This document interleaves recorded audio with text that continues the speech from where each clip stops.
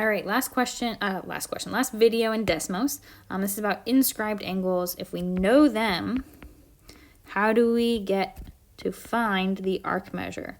So a reminder that an inscribed angle is an angle whose vertex, in this case point D, is on the circle here. So we're given in this diagram that the measure of angle CDB is 47.69 degrees. Now it asks for the measure of arc CB, so go arc CB. Notice they share endpoint C and endpoint B. For inscribed angles,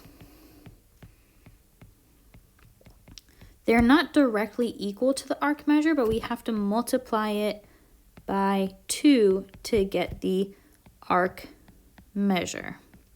So this is the key part that you're going to want to write down. So inscribed angles times that measure times 2 is equal to our arc measure. So here we'll get out our calculator. We'll do 47.69 times 2, and it equals 95.38 degrees. So remember, they have to share endpoints. Let's try another one. Yeah, we'll go yellow. Apologize about that.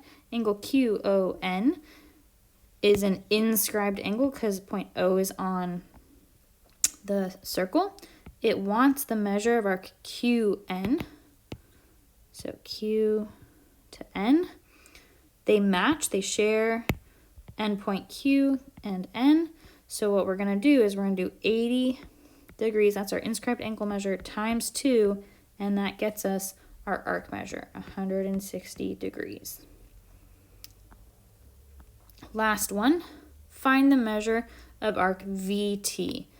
So VT is this arc right here, and we need to be able to find the inscribed angle that matches with it. So starting at points V and point T, we're going to trace this line here, and trace this line here, and oh, we get an inscribed angle,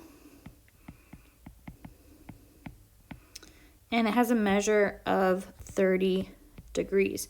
So measure of angle V, we'll call this point A, AT equals 30 degrees. So the measure of arc VT is going to be twice as big, 2 times 30, 60 degrees. That's all for today. Go ahead and try out this Desmos lesson and let me know what questions you have on Zoom.